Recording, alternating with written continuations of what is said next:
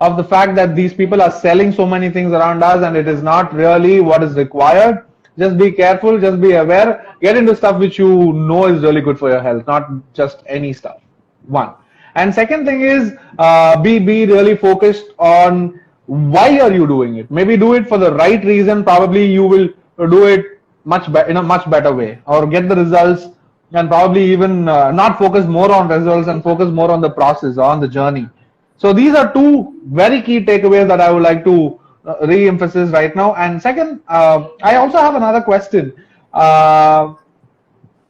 Sometimes in this process, okay, assuming that I'm all set now, my intentions are clear, I really want to do it for the right purpose, I'm all fit now, I'm looking at an holistic approach of life in overall wellness, and in this process towards wellness, sometimes I feel like, gosh, it's too much. It's really too much.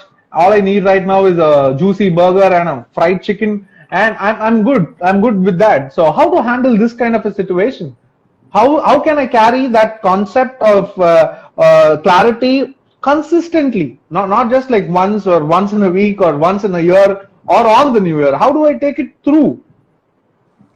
Yeah, I think if that, even this pursuit of wellness, if it's coming from the right intention or the internal motivation per se, it will be very consistent. What will not be consistent is when it's, externally motivated. Like, oh, I'm just doing it because then like people are going to approve of me, right? Or Okay. and when you're doing it, say in an extreme way, and you have rigid rules, and you don't have, it's not coming from this right intention, so your actions are having like this extreme, like people go on a diet, say they like do something out of it, or like they say eat something, and then they have this guilt story. All of that comes from that diet culture of viewing food as good and bad. I'm just trying to state that if it's truly coming from this intention of like internal motivation and having like health as my primary focus, and also with like from this, there's this saying that says health happens in the middle.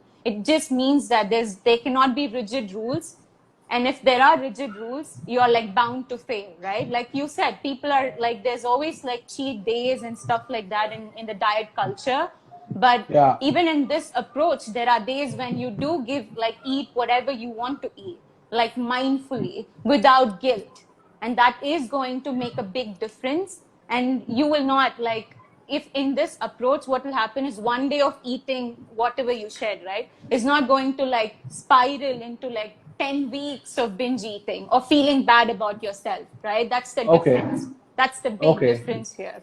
Like, we're not feeding Okay. into guilt stories, even when you're eating foods that might be not your ideal, right? Like, I don't want to use the Okay. word good and bad food, because that is the diet culture, basically. Labeling food as good and bad, having almost like moral values attached to it, literally like makes people just like eat something and like momentarily feel this like pleasure from eating that, and then Eating. go into Yes. guilt, right? Go into shame. And then that is going to make them like seek more pleasure because now they are in more pain. Do you get what I mean?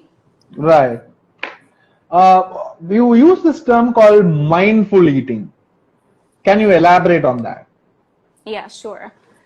So there's this mindfulness basically means like being in the moment, like being in the now. Most often when we eat, like a lot of my clients or even me say, when I'm not slowing down enough or relaxing enough, we just inhale food.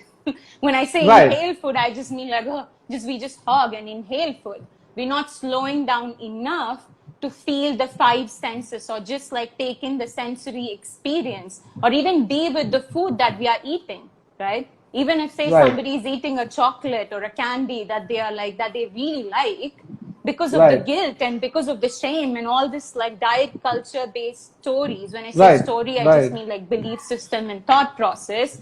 They Right. just like eat it like it's they're never going to see it again or something. They're not slowing down enough.